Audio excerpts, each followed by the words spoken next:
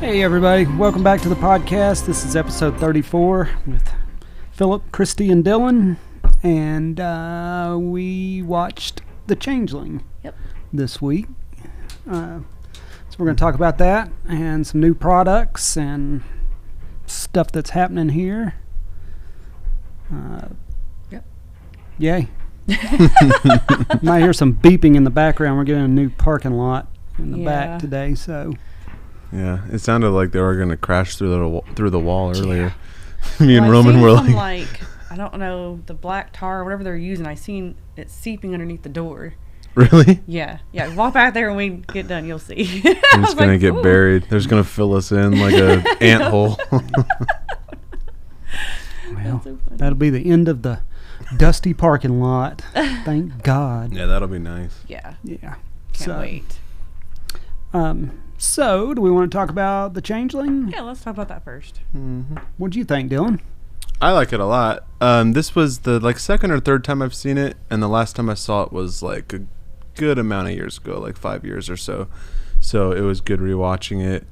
Yeah, I really liked it, and it's funny. Since the last time I had watched it, I hadn't seen The Exorcist 3, because I didn't see Exorcist 3 until I started working here, and Christy recommended it to me. Yeah, and I love that movie now. Both movies with him in it. Yeah. But yeah, so it just didn't register. Like when I saw Exorcist 3, I wasn't like, oh, that's the guy from The Changeling. It just didn't register. So then obviously now when I watched Changeling, I was like, holy crap, it's the guy from Exorcist 3. So that was cool. And yeah, it's creepy. It's like a classic ghost movie. You know, it's not like super. You know, like you don't have to think about it too much. Like it's not like confusing really, you know, and it's kind of a cool, like it turns into like a detective story, you know. Like a paranormal mystery thriller. Yeah, there you go. Yeah. And I know you don't like a lot of blood, so this doesn't even have blood, and it's still scary though. Oh yeah. The only blood you see is when the detective flips his car, and real quick when they show his face, there's blood on his face. But other than that, there's no blood in the movie. Yeah. So that's good. Yeah, it's good. Yeah, it's good. It's creepy. I think, what's the scariest part to you? For me, the seance, and then, of course, when the little girl sees him in the floor in the well. Both those are just scary. It gives me what I call the heebie-jeebies. Yeah. Wheelchair shit is... Yeah, and then the wheelchair would be my third. Yeah. For me, it's when the ball rolls down the stairs. And I have the ball. Yeah. I love it. You said that came with the Severin? It came with the Severin Blu-ray, yeah. And then there was a poster as well. Mm-hmm. Yeah, I have the Severin Blu-ray, but I guess I got it too late. I didn't get a fancy ball or a poster. Ball. No. Oh, I'm sorry. Then you can't make videos down the stairs like I have. Yeah. You know I had to do that when I got that ball. I had to make a video with it going down the stairs. Got the ball, we had stairs. Yep. It it's was happening. Inevitable. I'm doing this. But yeah, like obviously it's just really creepy because, and it's like simple, like it's not too intense, you know, like all like the other stuff that we kind of mentioned, but it's just that like he just threw it in the river, you know, and it's still wet. Right? Yeah. Yeah. Yeah, it's like it's just like you're not gonna get away from it, you know? At least if you stay in the house. Like, but that's what's interesting about it too is I think just because like his family dies in the beginning of the movie, obviously, and that's what kind of sets him on this whole thing to go to Seattle, and so he's just in this place where it's like it makes sense for him to just stay and like see it out because it's like he doesn't really have anything else to live for. It's like it's not like he's not afraid of dying, I'm sure, you know. So it's like he could probably easily have just left that house and went to a hotel and everything would have been fine because it's really centralized to the house, you know. Right.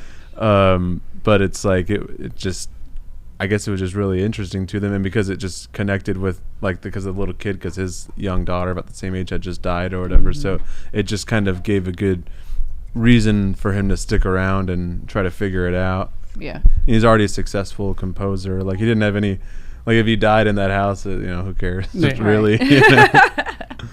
But yeah, I like it. Yeah, it's a good movie. We've watched it several times. This is one of your favorites, isn't it? Yeah. Well, I was forced to watch it. Okay. There we go. You've seen I've had it on and you've listened in the background. Yeah, you've seen it dozens of times. Philip has seen it several. I've seen it at least 100. At least. Because I had it, my parents videotaped it for me off of HBO, so I watched it like all the time. I always liked George C. Scott, and then I was excited to see him in Exorcist 3 when it came out because of this movie, so yeah. What else is he in that you know of? Well, Patton is one of his famous movies. Right. I'm not sure. I mean, those are the only two I've ever really, as far as horror movies go, that I've ever really watched. I meant to IMDb him because I know I've seen him in other stuff too, but not like leading roles like Patton and Changeling and Exorcist 3. But I'm sure he is in other leading roles. I just don't know definitely. But yeah, I like it. The music is really cool. Yeah, the music. We kind of like. I think like we said, like he's a esteemed composer or whatever. So they kind of had to make the music cool, or else it wouldn't have fit the tone, you know. And that's kind of, it seems like a theme in like some movies, like composers' families die. Like I've seen that in a few movies, like. But yeah, and I thought it was really cool, like when he finds the music box.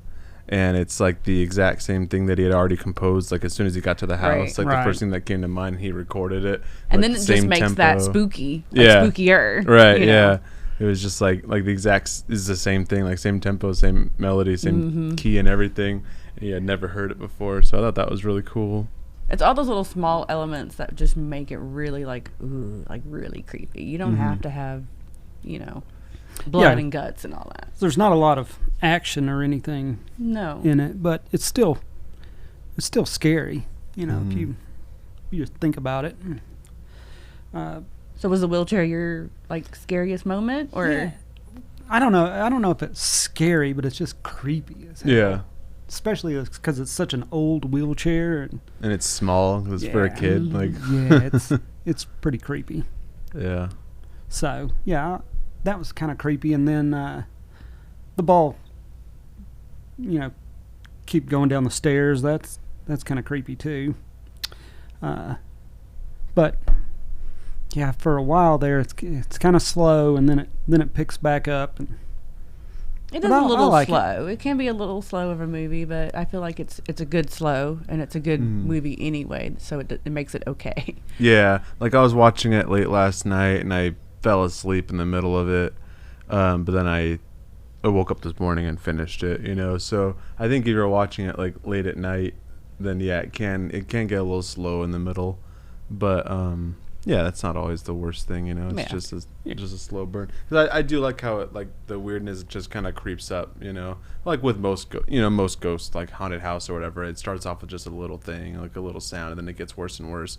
But again, what was pretty cool about this one is it never really gets to the point where it's like, I mean, I guess the whole house burns down and the chandelier falls. Like it does like fall apart, but it's not like, it doesn't like come out and like physically like the ghosts like attack anyone or whatever. It's very like the house, like I thought that was cool too at the end, like how the senator or governor, whoever he is, goes there and he like burns in the house, but then he like dies of like a heart attack like in real life. So it's like he's there but he's not, and so that's kind of weird. Yeah, so it's like I guess the house still can get you away from the house, but I don't know, it's just cool. And I even like not like all the little scary moments, but even the backstory of Joseph and that family that lived in the house is even macabre. I mean, because the dad killed him, and then got another kid to be like, oh yeah, that is the so one. That's a really macabre story in itself. So that's creepy. That's like the one hardcore thing that they do show is like multiple times is the dad like drowning the kid in the bathtub. Yeah, I thought that was cool too, where he recorded this seance, and so he was listening to it back later and like changes like the equalization, like the EQ on it to kind of get to like that pitch. Yeah, like he plays that over and over again, and then finds out kind of what to just that little low, mid, high or whatever, like equalizer. And because he's like a musician and records stuff, he knows how to like kind of find that tone and makes that like specific. So then whenever you listen to the whole thing, then you can really hear all the pieces in between. So I just thought that was cool. Like they used his character as like a composer really well, and it wasn't just like So Fun that's fact cool. about that too. I have tons of fun facts about this. I really love this movie, so I have a lot to say. So fun fact, he did, when he was in the college, he came into the room to teach, and all the students are there, and he sits down and just starts playing for just a few minutes. Mm-hmm. He really was playing. He did really learn that Oh yeah. for that scene. Everywhere else, no, he wasn't, and he's not, he doesn't play piano. Just for that scene, though, he really did learn that song, and he really was playing for that. So fun fact with that. That's cool. Other fun fact, which I had learned not too long ago, and I cannot remember what documentary I was watching, but it's on IMDb too a little bit. The house is not real, which when I found out, so disappointed. I was so disappointed because my whole life, I've watched this since I was a kid. This came out in 1980, so I've watched it for a very long time. I love that house. That house is gorgeous. Well, you think it's gorgeous, the outside, the inside, and it's not real. It's a studio. So what it is when you see the outside shots, the house, they made the house in front of another house because they wanted to use that spot where a house was, but they didn't want to use that house. So they made a house in front of it, like the front of the house. So that's your outside shots. All the inside shots, yes, are studio. They made all that, and it's so intricate that what they did, and it really depressed me to find out that that's not really a house. Yeah. Because it's so gorgeous. Yeah.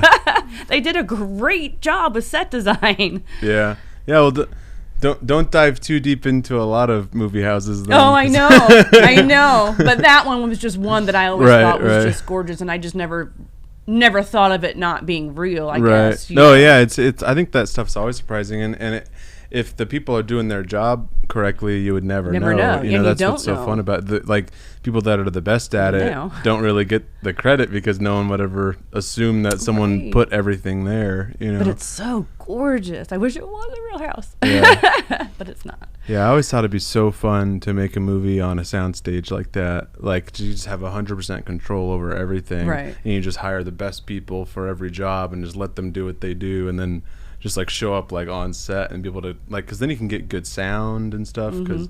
And there's so many benefits to that. I thought it'd be so fun, but, yeah. Well, one more fun fact. The other fun fact is that Trish Van Devere was actually his wife. They were actually husband and wife. Oh, really? Like the female supporting? Yeah, they're actually cool. husband and wife. He has passed away now, but yeah, they're husband and wife, and they actually did, I think it was 7 or 8, 9 movies together. They actually did a few movies together. Oh, so. really? That's cool. A lot of people didn't know that because there is an age difference. I think a 20-something year age difference between the two, but yeah, they were husband and wife. So another fun fact for you.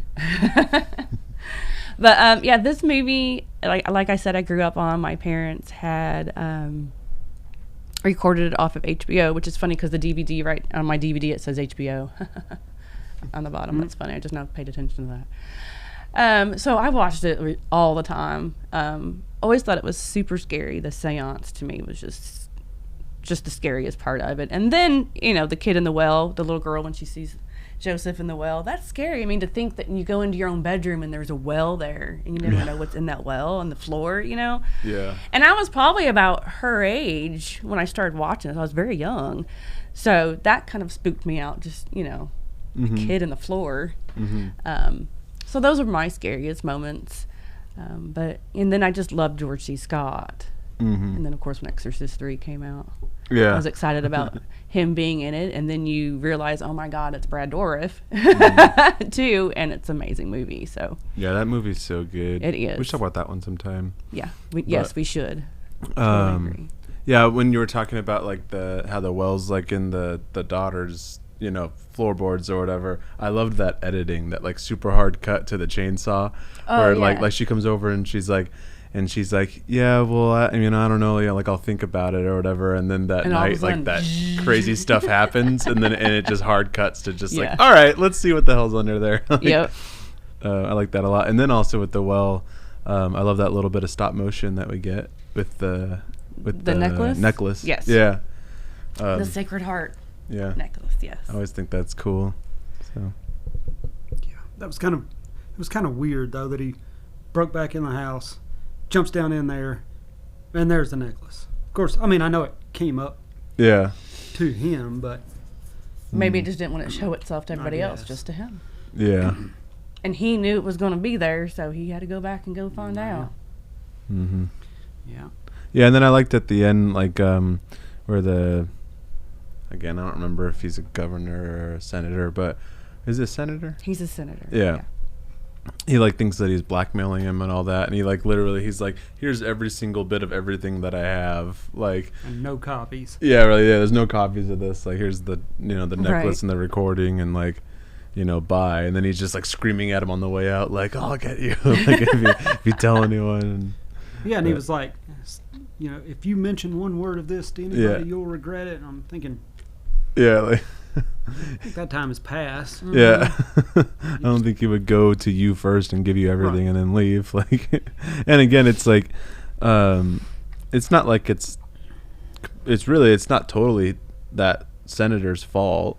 Right. That like he was just a kid in an orphanage. Yeah. It was the dad that, obviously killed him and then got the kid out of the orphanage and blah, blah, blah, But it's like, obviously he also doesn't want to lose his stature and Right. all his money All and his all money. that. But then he dies that night anyway, so. Wouldn't you have got a check, though? That guy, wouldn't you have been, he's got his checkbook out, and you've already given him everything. You're like, all right, Yeah. I'll take a little But bit. yeah, but I guess I think that's what's cool about that character is like he already has all the money that he needs. Like he's like a Yeah. rich composer and like That's just not why he. he Right. just doesn't need money or anything like that. So I would have got a check. yeah, me too. Then there's a paper trail there. No. And he already has the cops in his pocket. I mean, it's not the best idea. There you go. Well, the one detective. Yeah, that died. guy's dead. The car just flipped over. Man. Yeah. Well, maybe in part 2 they'll do something cool. Part 2. Has there been a remake of this movie?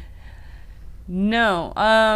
I want to say I read somewhere on IMDb that someone had started production on a remake in 2020, but I haven't heard anything about Didn't it. happen. Has anybody heard anything about it? Tell us.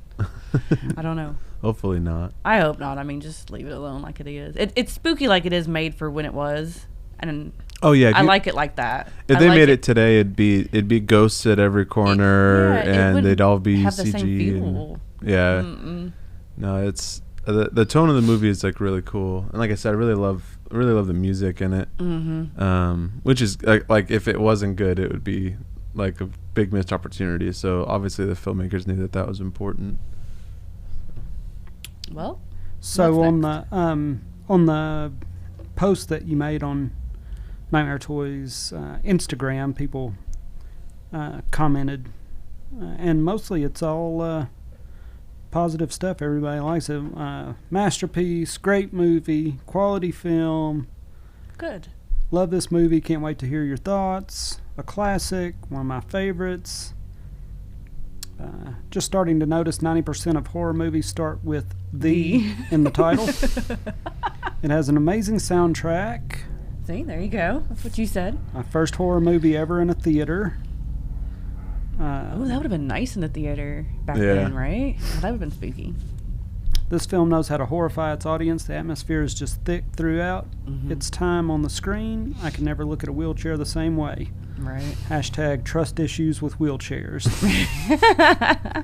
My favorite horror movie of all time. Can't wait for the podcast. And then this guy is not a fan.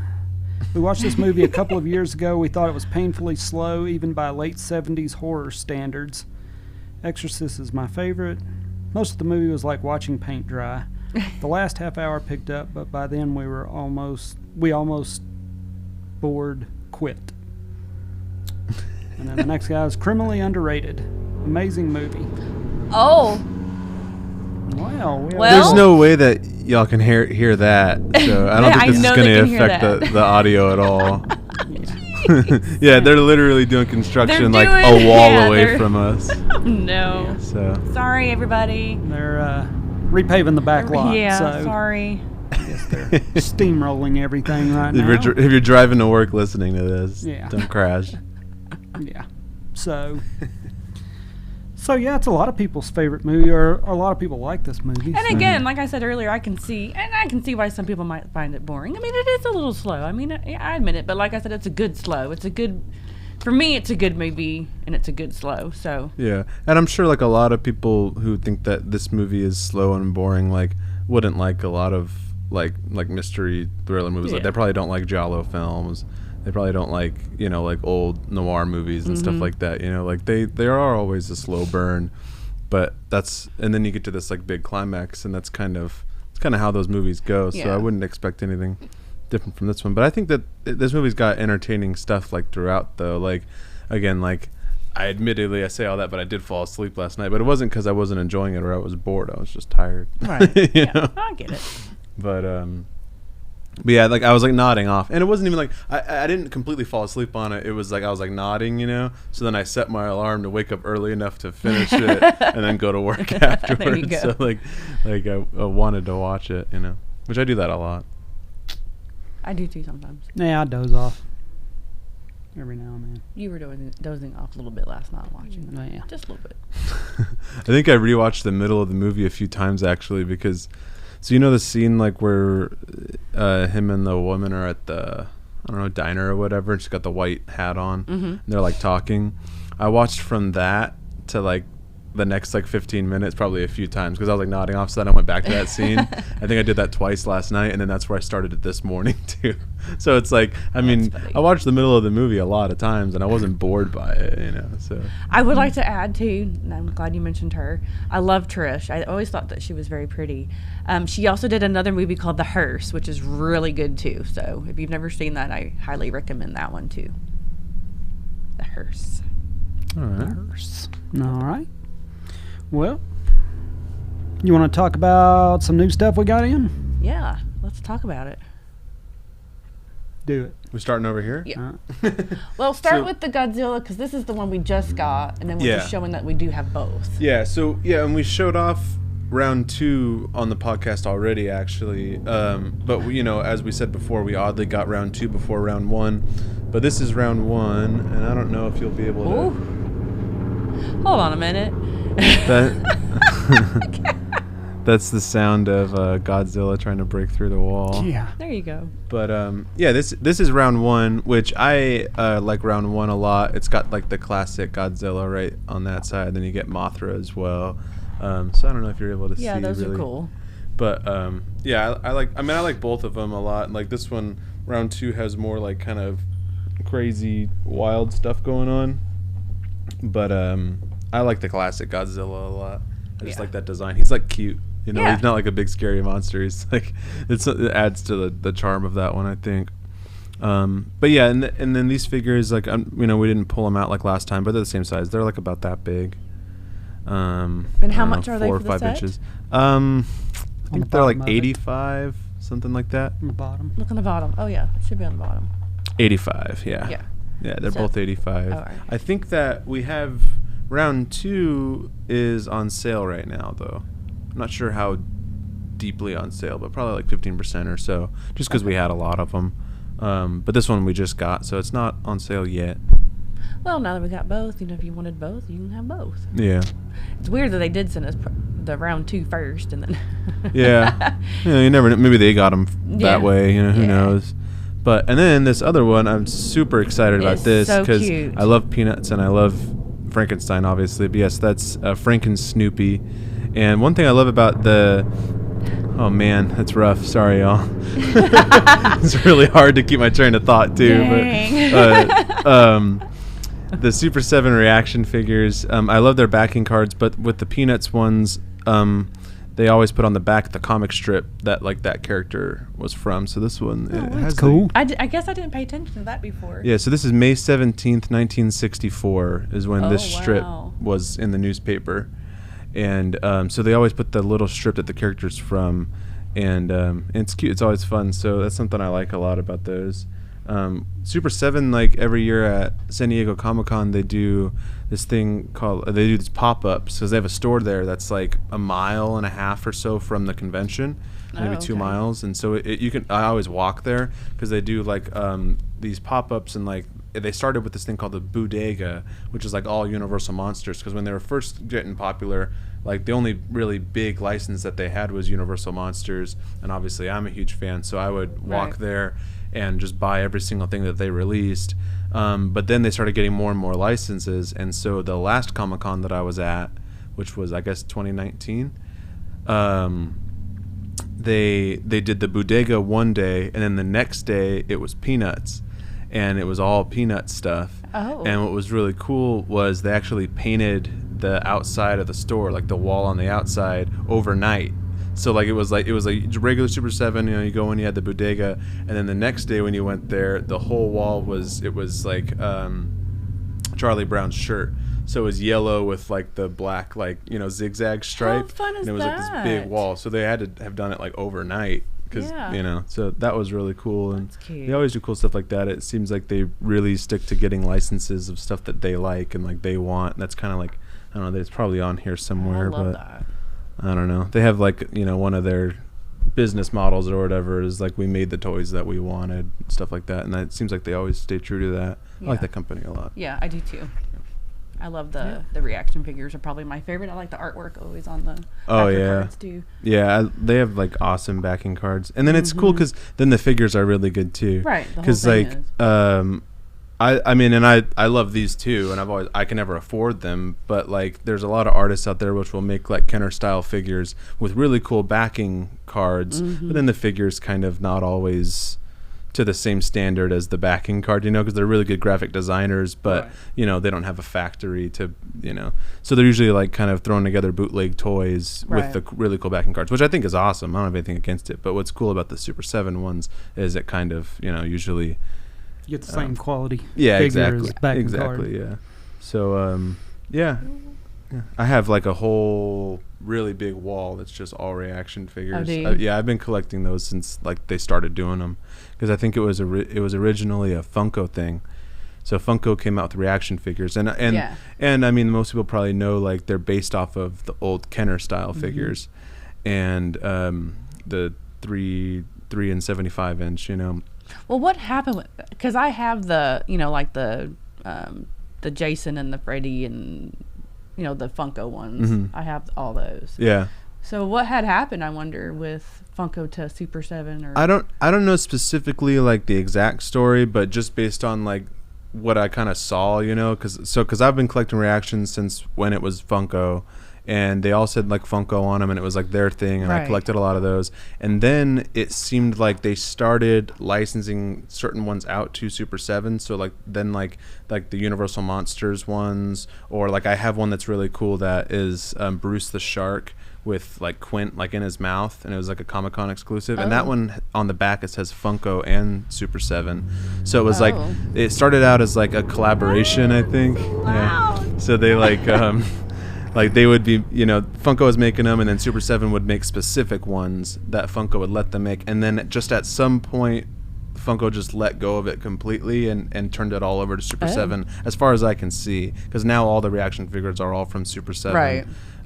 So again, I'm glad they are. Yeah, because it's cool too. Doing everything else. Yeah. So it's cool because they built it up a little bit, but then I think the Super 7 ones seem to be getting more popular, and I think a lot of that has to do with how cool their backing cards were. And again, it's just speculation. Like I don't know what I'm talking about really, but like the old Funko ones, even the Universal Monster ones, really boring backing cards. I ripped mine out. There wasn't much of a backing card to those. It would just be like, you know, it would say Dracula and have a picture of Bela Lugosi's face, and it was just, you know, and so they were cool figures, but I ripped them out and I have them all loose. You know, I don't have them in the packages anymore. But like the Super 7 ones, like I could never like open it because it seems like the art is like just as cool. Yeah. Oh yeah, I agree.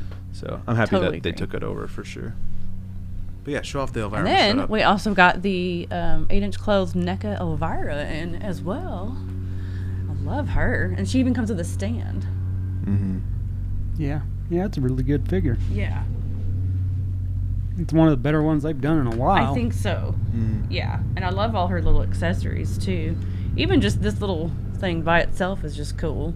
Oh yeah, totally. I love that. I'm messing her up. But she does come with an extra head too. Yeah, she has a winking, a little winking head.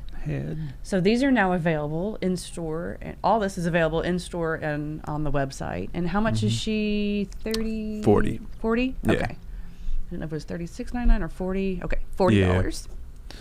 Yeah, the It's 40. And the only thing I wish it came with like a candelabra. Oh. There's yeah. like because some of the pictures, I don't know, again, just more speculation from someone who doesn't know what they're talking about, but there's like the pictures of her and like the ones that they were releasing before, and even in some of them now, like in the background, it'll have all the accessories as well as like a candelabra. And I think maybe it just was too expensive, and like maybe it was awkward, and maybe it would break because it's like got a lot of like little pieces coming off and to fit into the box. But it kind of seems like maybe they intended to at first, and then they decided against it. But who knows? Maybe there'll be an accessory set that'll have like a candelabra and a couch. Yeah, they seem to be doing accessory sets. So. Yeah, the dog. Yeah, that'd be awesome. But don't you want like a big like red velvet couch to put her on? You know. So yes, I do. Maybe they'll do that in the future. But yeah, I really loved like the skull with the melting candle and like the snakes slithering out of his mouth and stuff. Really cool. Yeah. Does she? Look at her hand. Yep, she even has her little ring on her finger too. Yeah, and you get the knife to put in her belt. Mm-hmm.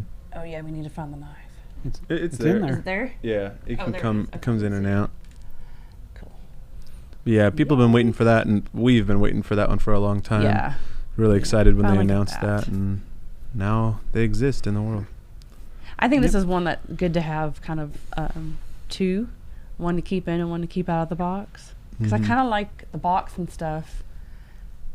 Like I have like a whole shelf full of Elvira stuff. So for me, I would want two, one to keep in and one to take out.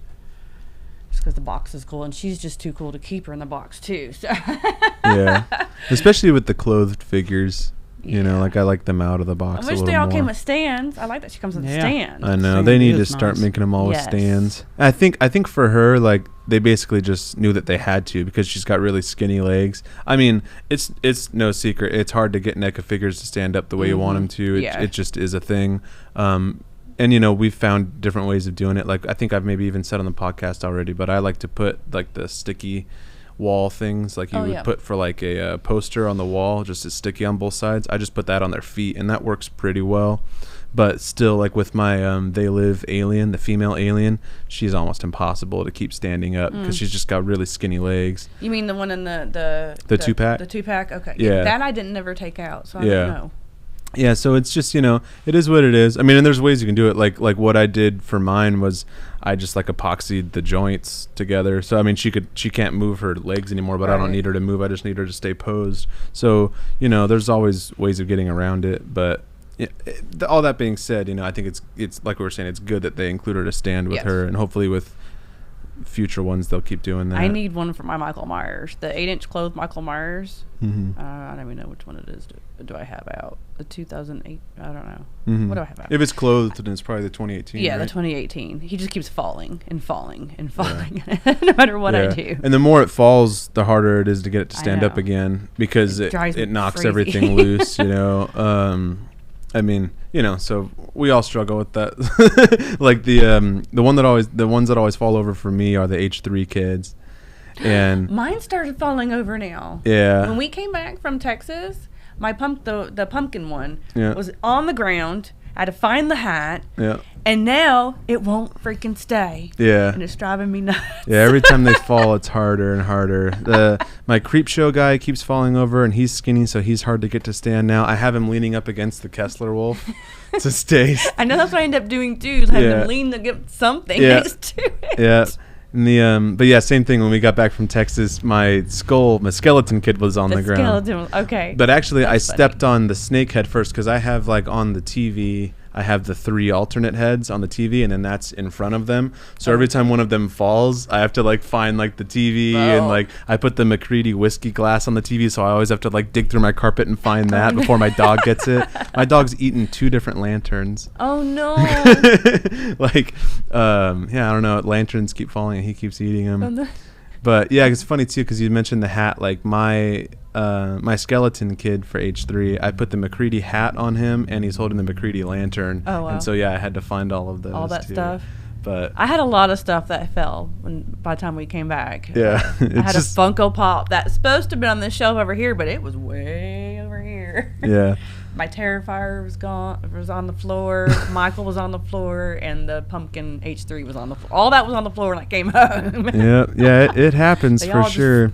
And I noticed all the figures, or at least most of them, I don't know about all, but they have little pegs in the bottom of their feet if you buy a stand for them. Right. But I would, it'd be cool if they just all came with stands. Yes, I don't think it'd be that expensive to include. They don't all have to be nice black ones like that either. They can just be a little, translucent little guy. Just a clear plastic. Yeah. But again, I love the figures. Like, I have so many NECA Ultimates and clothed figures, so I love them. But it is a problem. Everyone knows it. So yeah. Well, good. Then it's not just me. I always think it's me because I have a hard time messing with these because my fingernails and stuff get in the way, and then I get impatient. Yeah. Well, speaking of impatient, maybe we should get out of here since this construction won't stop. Yeah. Yeah. So quickly, let's go over the conventions that we have coming up. We've got Ryan Hurst coming, right? Yep. Ryan Hurst is here at the end of the month. Yeah. I don't know what you're talking about. Okay. Ryan Hurst is here at the end of the month, and then we will be at Mad Monster Party in Arizona. And where else are we going? Midsummer Scream. Midsummer Scream in Long Beach. Yeah, both of those in July. Yep. So that's the next places. But we don't have anything going on in June. Not yet. I don't think so. Ooh, I hope that Wild Bill's Root Beer will be at Midsummer Scream since it's on the West Coast. You'd be bringing your cup back, huh? Oh, yeah. I know exactly where it is. Heck yeah. So that's what we got coming up. And then we have, don't we have something else going on? Ryan Hurst. Well, and then Days of the Dead. Oh, yeah. We'll do Days of the Dead that's here in Las Vegas, and we'll do the one that's in L.A. Yeah. And there's a L.A. Horror Con that's coming up, too. I think. We might do. Yeah, we may do that. We're just waiting to see. It's at the LA Convention Center, so we're just kind of waiting to see what the guest roster looks like, and we might go to that. Yeah. Yep. So when's Lou Ferrigno going to be at Big Bang? Oh, yeah. Oh, that's happening, too. That is in June. Okay, so that's in June. The first weekend in June, I believe. Yeah, Big Bang Toys, the sister store. Yeah, Lou Ferrigno. Yeah, it's really cool. It's very exciting. That'll be awesome. Yeah. So, you can check them out, bigbangtoyslv.com. And then, of course, you can check out our new website. Hopefully it's functioning properly today, nightmaretoys.com. We're still working on it, so if you see something on there, it'll be fixed soon. But if you have any problems, you can just email us, and we'll get you through it. Yeah. It's working. Orders are coming in, and we're fulfilling them. There's just, little bugs, like a picture looks a little wonky or something. Like it's just gonna, take a little bit of time until it's perfect or whatever. But it's getting there, and we're fulfilling pre-orders. I don't know if we want to mention what we're fulfilling, but we are fulfilling pre-orders of the Sam and Michael. Yeah. Yeah. So Sam and Michael did come in, and we're doing that. Mm-hmm. Yeah. Roman is packing them up as we speak. There's a lot. Yeah. So a lot. Yeah. Please be patient with us with that too. Yeah. Just a little longer. We are so sorry about all that. Yep. But yeah, that's happening. All right. Well, get ready for the next stuff in 20 minutes. So that's it for me, I guess. I'll announce later what movie we'll do. Because we didn't pick a movie. Yeah, it was funny. Last week we made a big point before we started, like, let's choose what movie we're going to do right now so that we can tell everyone, and then we didn't tell anyone. So my fault, because I was the one leading the way last week. So I didn't even mention, we're doing The Changeling. But we didn't pick one at all this time, so I'll post it. What movie we'll figure it out. We'll figure it out. Something cool. Okay. All right. Well, we'll see you guys next week. Bye. Bye.